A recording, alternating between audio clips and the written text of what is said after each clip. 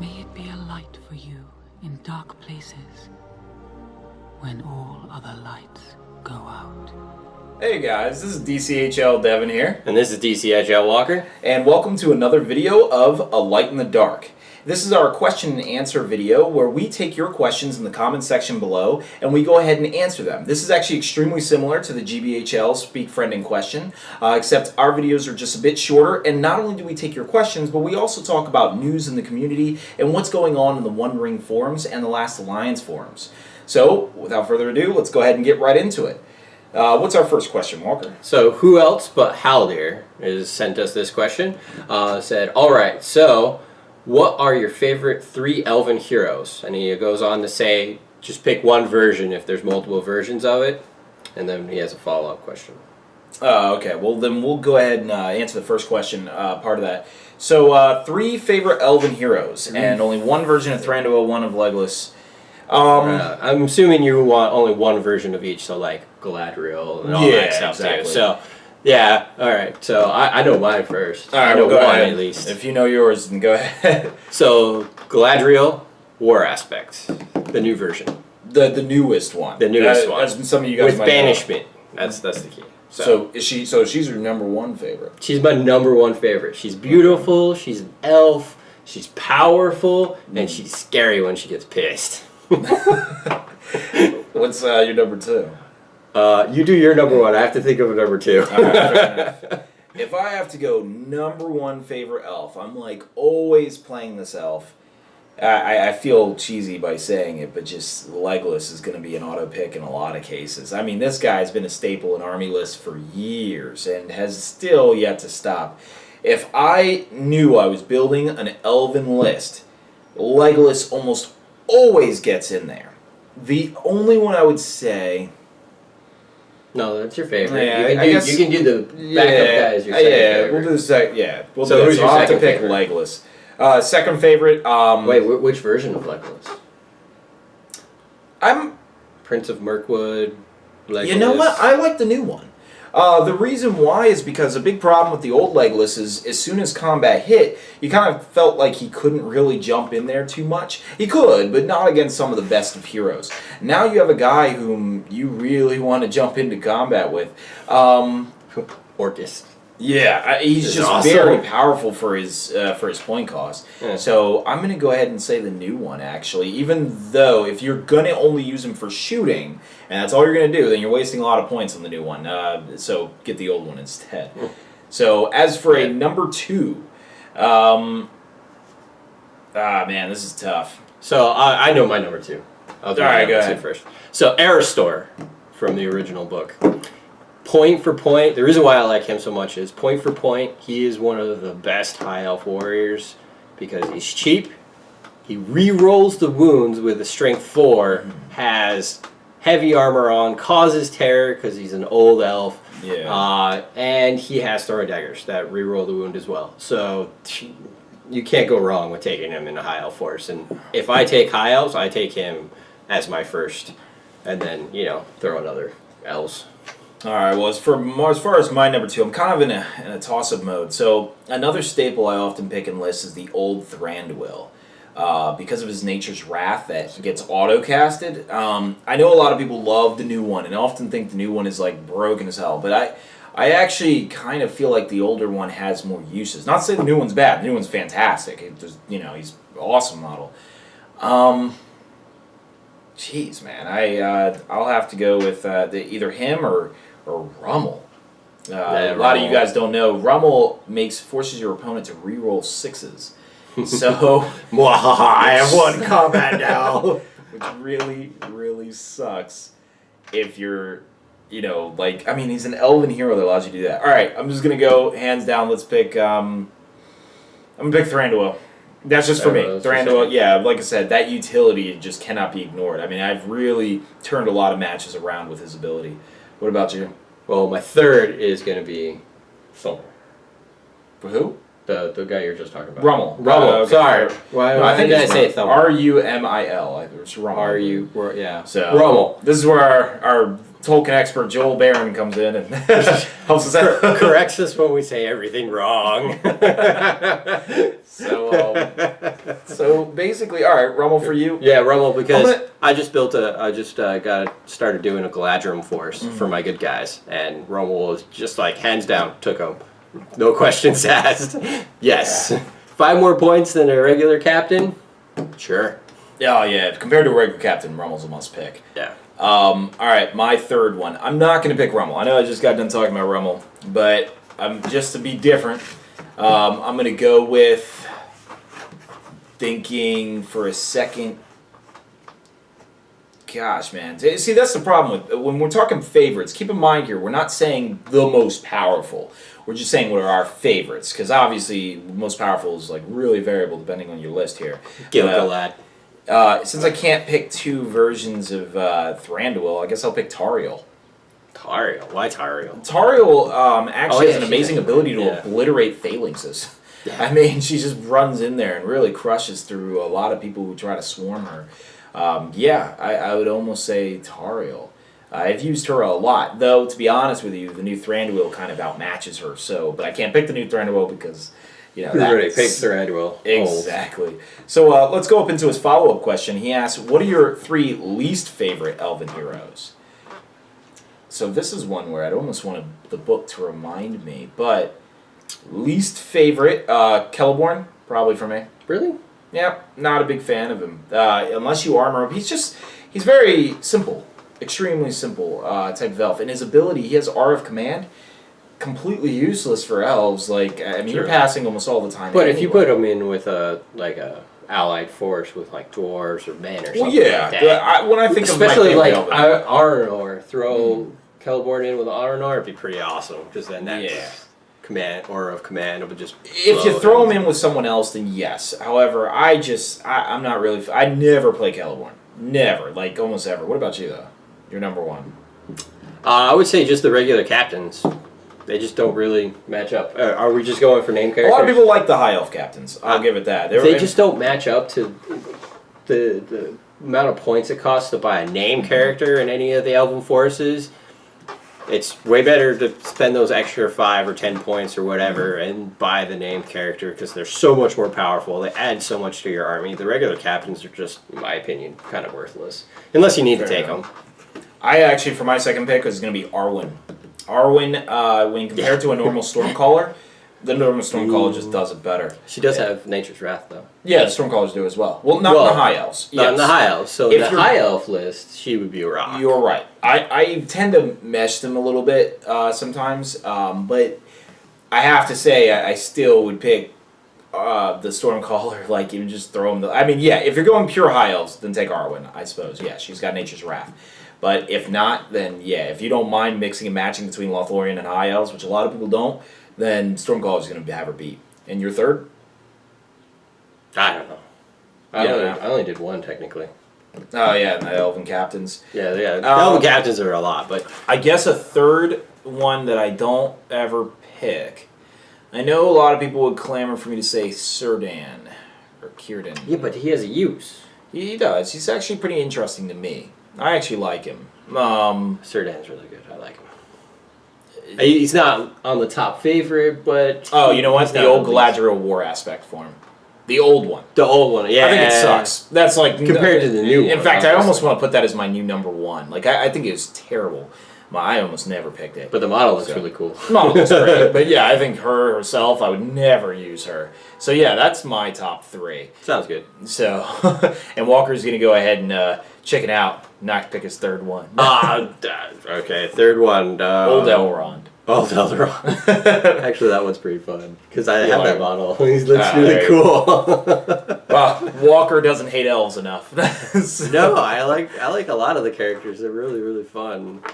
I would say if I had to pick a least favorite, Arwen would be my least favorite for my third choice, just because she doesn't have the utility. She's only a defense of 3. She was never really meant to be in the movie. All right, well, we're gonna go ahead into our next question here from Daniel Jones, and he says, "Hey DCHL, awesome video so far, guys. Thanks for that. He said he has a question regarding two dwarf heroes, Thorin and Thrain. And he says he used to use Thrain over Thorin every time. However, lately he's used Thrain, and he's actually come to prefer him over Thorin Oakenshield. Biggest reason is because of his whole battlefield standfast. He finds that Thorin is a better hero point for point, but Thrain excels at supporting the entire Erebor army, and I believe he has more killing power, being able to lay down the smackdown with two-handed piercing strike when he needs to. So I guess his question is, who would you choose out of the two, and why, between Thrain and Thorin? All right, well, let's go ahead and get the book. And we need the book, yeah, that's a good point. Jones. So we're back with the book. Yep, we've consulted it. Yep. So I guess I'll just go first here. To be honest with you, I have a really hard time justifying Thrain over Thorin. And the biggest reason why is, for those of you who don't know, they have exactly the same stat line. Now, kind of. Thorin has 1 less defense at 7, whereas Thrain has 8. However, Thorin, for only, 5 points? 5. Yeah, he gets the Oakenshield, which bumps him up to 8 anyway. So there's that. Then, if you take Thorin and give him everything, I think he'll match Thrain's point value. It's going to be a little bit... He's on a pony. Yeah, well, so he's on a pony, so he's mounted. He has the Oakenshield, which gives him a shield, which is also great. He has Orc Wrist, which... cheaper. He's cheaper. Okay. He's cheaper. But so he gets all of that and a Dwarf Bow randomly.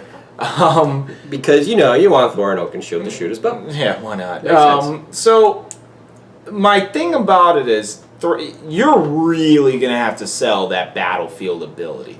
The ability to cover the whole battlefield. Now, in some armies, that makes a lot of sense. I would absolutely take it with, like, goblins or something crazy.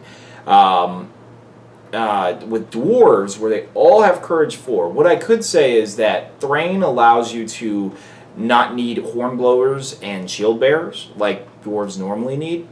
Yeah. Because you should expect... Also think, dwarves, when... I've never fought a dwarf that's run all over the battlefield either. They usually stay because around their characters. So that Courage of 6 from Thorin Oakenshield is going to... His stand fast is going to go long enough to cover most of your forces. Anyway. Yeah. It is interesting that he has a two-handed axe in the profile, but yet the actual model is armed with a hammer. So I guess you could argue that, yeah, he has an axe, because that's what the rules gave him, regardless of what he's armed with. And kind of also weird for Thror, because Thror is armed with a shield and a sword on the model, but in the profile he has an axe, so okay. Now, as far as laying down the smackdown, you're absolutely right as far as that. He has a two-handed axe. So if you use a piercing strike plus two-handed strike, you're going to kill whatever it is you attempted to go after. Problem is you're never really going to use the piercing strike rule with him because you want to keep him that high defense just in case you lose. I guess if you know you're going to win the fight. Yeah. If you have them completely surrounded, then I would argue that piercing strike is good. You can also afford to do the two-handed weapon strike because even though he gets -1 on his dice, if you have like the guy surrounded, then now they grant his fight value. I can see why you're using it. Me personally, I don't know, Walker maybe too, I personally would prefer Thorin Oakenshield over Thrain because I just don't see the dwarves splitting up like that. Yeah. If you are playing your army in a manner in which they split up all over the place, let's say you have Dwarf Rangers, and the Dwarf Rangers are running around shooting people, and then you have maybe, hopefully, the new Ram Riders come out, and they're like going off in somewhere, and everyone's all over the place. If you're doing that, then okay, yeah, I get it. Then it really is a playstyle choice. But if you play like most Dwarven players do, and you're huddled together and you're using your heroes to just slaughter through, then most of your heroes are pretty much going to catch, they're going to manage to grant them all a standfast. Yeah. So this really goes into your play style. So to answer your question, I prefer Thorin just because point for point he does so much more. He can hit a lot harder, especially when he has a pony and he's mounted. And he's not doubling dice and getting an extra attack and all that stuff. He's on a pony. Watch out. He's going to get you. You know, when dismounted, as long as you have completely surrounded your opponent or in a situation where you know you will win, because that would be really sad to sacrifice that 8 defense, bring yourself down to 5, and then lose the fight. And then die. Yeah. That would be bad. Yeah, so that's just my preference. If I have to pick, I don't know if you didn't really ask this, but if I had to pick Thrain or Thror, based on the profiles given in the book, I actually personally would go after maybe Thror.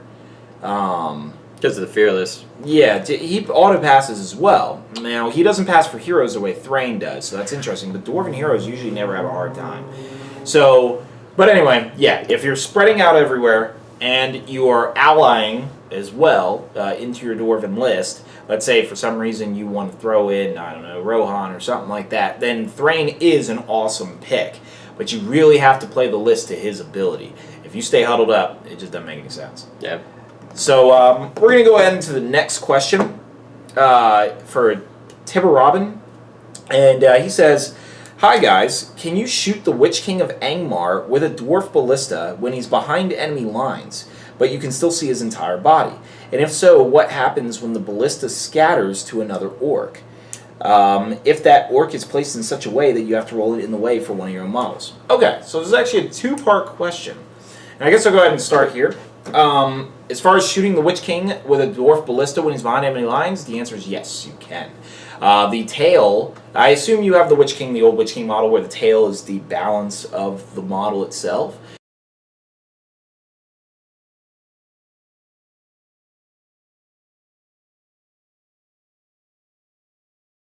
And when you have that model, the tails don't count, like, for in the ways. So, like, the Balrog's tail and Dragon's tail or whatever, all those tails don't count when you're rolling to see who's shooting. It's actually in the main rulebook. Where are you getting a tail from?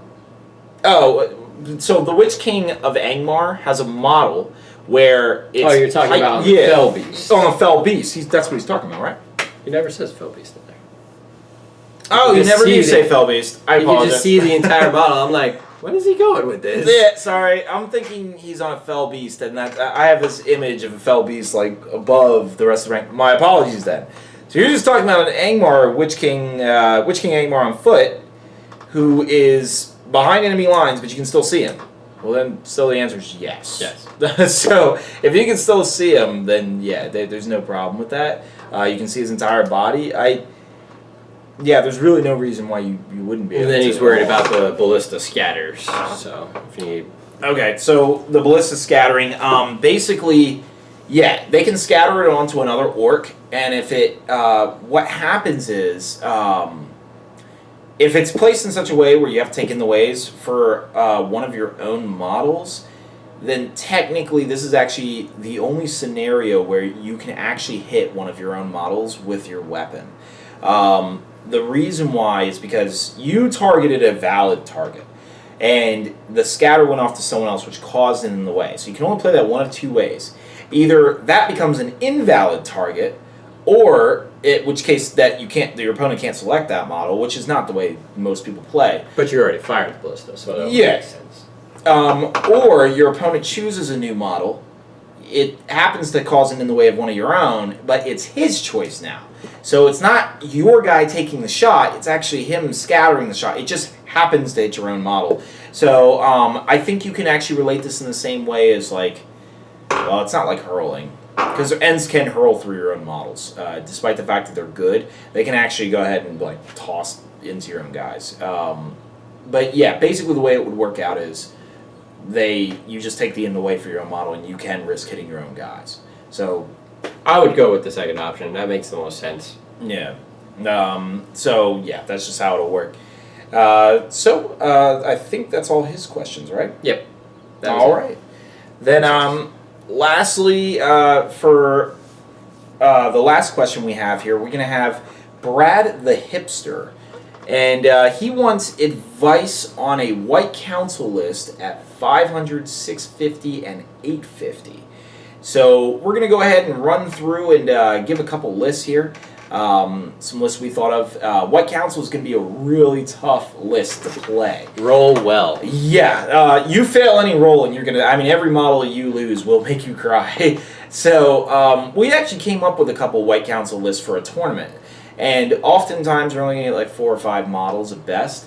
Yeah. And you're going to have to really use terrain. In fact, our White Council player who was in one of our tournaments actually ran a list where he had to hide in a house. And he ended up losing. He was fighting a Goblin Town army, but basically he hid in a house and like just tried his best to kill as many models as possible, like just while keeping them in quarters and stuff like that. But if you're in an open plains match or something where it's like just fields for days, you're gonna really have a problem. Or the mission where you have to run across the field to get to the other side. Yeah, you're just gonna get overwhelmed because he'll just throw one warband, stall you, and then he'll throw the rest of his army over somewhere else. So just keep in mind, we're gonna create a list for you, but we can't really guarantee that this would work in an actual tournament. So with that in mind, Walker and me will go ahead and show you the list we've got for you. All right, Brad. So what you see on the screen here is the list we came up with for you for 500 points. And in that list, we went with Galadriel with a mirror. Yep. This is the Protectors of Lothlorien version, not the new one. And why did we do? We'll go. Let's go through each one and say why, and then we'll go through the whole thing. So Thranduil on a horse, Legolas, and Aristor. Now, at this point value, you're going to get into close combat quickly. Yeah. So you're going to need more close combat heroes. So it's tempting to pick Sarumans and stuff like that, but you really want heroes who can hold their own as soon as combat meets. But you also know that you're going to die pretty fast if you ever get hurt. So you need a way to be recovered. Now, the best recovery hero in your army is Radagast, but he's too expensive to be doing here. So what we did was, instead, we did Galadriel with the mirror. Yep. Galadriel with the mirror allow you to keep restoring your fate, allow you to stay alive longer. Now, that's all your heroes within 6 inches of that mirror. Exactly. And the mirror can't be destroyed, unlike Radagast or Elrond, who can cast Renew. Just stick around there and let them come to you and fight. And cast all your spells and... Yep. You're good. We picked the new versions of Thranduil and Legolas because you need a more combat-heavy person, so the old ones aren't so combat-focused. Thranduil is tough to take down, especially in hordes. And now with the new Legolas, you not only get the shooting capability where you can assassinate targets as they come in or as you need to, but you also get his 3 attacks, his fight 7. He can take down heroes. He can take them. And Orcists. So if you're fighting evil and you can get hit in with those characters, D3 wounds. Yep. So Legolas is a solid choice as well. So, and then the last one being Aristor. Aristor is able to kill pretty quickly. For a cheap hero, we wanted to go for as many numbers as possible. I know it's just 4 guys, but you picked the White Council list. So, we went with 4 a cheaper option. 500 points is pretty good. With all characters? For all characters, yeah. I mean, for all very powerful characters, too. It's not like we have too many options for some cheap options. But with Galadriel, what you would do is you keep her in the back, obviously. Casting Immobilize on heroes and problem characters, things that are annoying. Also, her Blinding Light allows to the opponent can't sit back and just shoot at you. So you'll have a superior bow fire just with Galadriel alone. And she can do it 1 point of will free every turn. Yes. So she's really good. Yep, and that allows you to constantly cast Immobilize every single turn, hopefully. Just obviously keep her out of combat. With 3 combat-heavy heroes in the right terrain, you shouldn't have too much difficulty keeping her out. Hide. So, yeah. Luckily, the mirror cannot be thrown, moved, or anything. So, luckily, as long as you stay huddled around that thing, your heroes should stay alive for quite a long time. Yep. So, the next thing is at 650. Basically, we just added Celeborn. Fully armored up, fully equipped. Celeborn is pretty good for his value, and he's just another combat monster. And he adds magics. So, he's a dual role. Yes. He had to mobilize to stop some of the big characters coming at you. And stuff like that. It's pretty tempting to pick. With 150 points remaining, 3 named characters come to mind, which is Saruman, Elrond, and this guy. Elrond, not the Lord of the West version, since he's too expensive at this point. Elrond has you can Renew. Elrond. There are too many points for Elrond. For even the older one? Even the older one. Oh, all right, then never mind. He's not an option. So really, it's just Saruman. I would stay away from magic at this point. You are just too small. You're not going to be able to cast spells after the third turn, like maximum. Your opponent's going to get in your face. So then you're going to be begging for priority, and you don't want to spend all your priorities trying to cast Sorcerer's Blast. Or not Sorcerer's, I'm sorry, priorities, but heroic moves. Trying to steal priority. You really need the might for where it counts, which is in combat to get rid of things. So Saruman really isn't an option. Saruman's more of a support type hero. He works well in the Fall of the Necromancer scenario, but that's because you're fighting a bunch of other magic casters. When you're fighting a full army, you really need guys who can take on an army. So Celeborn can do that. Exactly, he does just that. And then he can shut down like trolls or something like that. Would pick up the council. Exactly. You need as much Immobilize as possible where you can get it. Immobilize is a spell that if it is your priority, great. But if not, then you're not begging to cast it. Unlike Saruman, who essentially is only there to cast magical spells. Galadriel will help keep him alive as well. Yep. Then at 850, the most tempting choice here was Radagast on a sleigh. The reason we say that is because Renew. And he's also a combat monster. The sleigh. Yeah. Chariot, basically. Yeah, I mean... That would just destroy it. Oh, absolutely. Radagast on a sleigh is exactly... see, the thing is, I was tempted toward Elrond because he has Renew as well. Yep. Renew is important, but he doesn't have the free will of turn. And Radagast does, and Radagast is a real beast in combat. You were talking about 4 attack space, plus 1 on the charge. Then if you add in Sebastian, he gets an extra dice on that fight roll. And then if he wins, that's like basically 12 dice you're tossing at your opponent. And the big thing with this is that if you get wounded, use all of your fate to keep your characters alive, because it automatically renews at the end of your round, end of the turn anyway. Exactly. So that way, all your guys, every round, they have to burn through. Every one of them has like 3 points of fate, except for Aristor. Aristor has the least. He might die quickly, but this is the point of Radagast. Aristor is a weak link, however, he's cheap enough where you get another really strong hero who can kill quickly. Yeah, yeah, I mean, Radagast, it's tempting to pick Elrond for Renew, considering Elrond is slightly better against heroes in close combat. But that point of will is going to make all the difference. Yeah, the ability to cast more magic. Radagast has 3 more spells that Elrond doesn't even have. The ability to cast Awe of Dismay is awesome. Yep. And Radagast is fast, so when you're talking about objectives games, he can really get to where you need him to go if you need him to go somewhere. You would never think rabbits are very quick, but they are. Yeah. So what are these they? are Ruskabel rabbits. Ruskabel rabbits. Yes. That's right, Ruskabel rabbits. I was going to say Gundabard, but...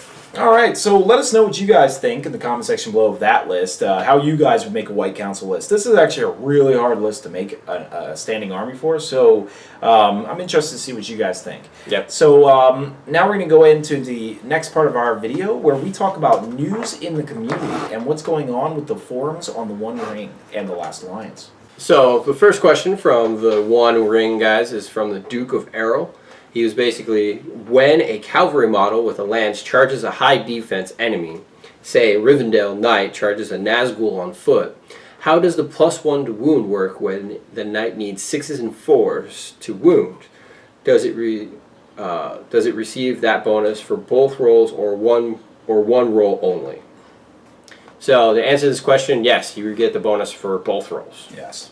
So, and this is also another thing where you might see if you might a roll as well, the same effect happens. So if you need a 6 and a 4, and you try to might your 5 into a 6 for the first roll, then the next roll you don't need a 4 anymore. You need a 3. So it transfers to both rolls. So anytime you do +1s or any modifiers, it goes to both. Yep. So yeah, good question. A lot of people actually don't know that. So this is actually great news when you're firing with Legolas at a Shadow Lord to take away his bonus. You can just might it and you can get easier rolls on the next. Yep. Alright. And for our last question on the One Ring forums, we have user Glaurung98. And he asks, just interested to see what models will people pick for their favorite troop type under 20 points. So that's it, just under 20 points, and it's got to be a troop type. This is probably most of the models in the game. You can cut out High Elf Cav, Yep. Half Orcs. Yeah, half trolls. Yep. Or half trolls. Yeah, half trolls. Most monsters in general. Most monsters are gone. And he says 20 points or less, so you could technically include a spider if you don't upgrade. Because they're 20, all right? Yeah, they're 20 flat. Yeah. So No, they're 25. no, they're 20 flat. Right. Okay. But 22 if you upgrade it. So we're gonna go ahead and pick one from good and one from evil, just to kind of give it a run. So let's go with evil first. Walker, what's your favorite? Hunter Orc, hands down. So If you guys have watched these, you knew that was coming. yeah, yeah. He really favors the Hunter Orcs. I Actually, do. It makes us a lot of sense. I guess for me, if I have to pick a favorite troop type for evil, thinking through all the troop types, which one do I love? I kind of like the Black Guard a lot. I think the Black Guard are really cool. I think for as far as the concept and everything, I think having a Strength 5 warrior is pretty damn nasty. Yeah, it's really good. I mean, I'm also tempted to say the Akraban Guard, but as far as aesthetics goes, I'd rather have the Black Guard. So I think that's a favorite model for me. What about good? Good for me, I was actually Knight of Dol Amroth. Knights of Dol Amroth? Yeah. All right, that makes sense. Because them on horseback, gallant knight, riding across the battlefield. And Technically, they were almost under 20 points too. They're actually they are. I guess for me, and this is just off the top of my head. I might think of one later. I like. I want to say like Lake Town Militia. Lake Town Militia. No, I'm just kidding. I know what he likes. Good. I like hobbits. Yeah, I was really tempted to pick hobbits, but I won't pick that. Everyone, if you guys saw my previous video, you know hobbits are like one of my more favorite. He picks hobbits, regardless of what he will say now. It's hobbits. No. Let me think about this. I'm gonna go with the Hobbits. sheriffs. They're not hobbits. No, yeah, I guess. Yeah, I just have to pick a hobbit. But I mean, if we're talking in terms of power and whatnot, I think we'll have to say Khazad Guard. Ooh, yeah. Yeah. That bodyguard rule is awesome. Yeah, Khazad Guard are going to be probably a fan favorite of mine. When I play dwarves, I always play them. So, but yeah, so those are our favorite troop choices. I'm actually kind of curious what you guys your favorite troop choices. Of course, we'll monitor the One Ring forums, and you guys can always answer the question there. Yep. But otherwise, thanks for all your questions, and we'll definitely get back to you guys next time with another Light in the Dark video. And if you want more news and what's going on in the community as far as like Nova and our different tournaments and events, feel free to check out our Facebook page at DC Hobby League for Facebook, and also our website, which has everything, which is DCHobbyLeague.com. So if you guys have ever wanted like something, an old GW file, an old miniature you like the look of, but you can't remember what it was, we have actually a lot of stuff on there. So definitely check that out, guys, and we'll see you next time. Bye.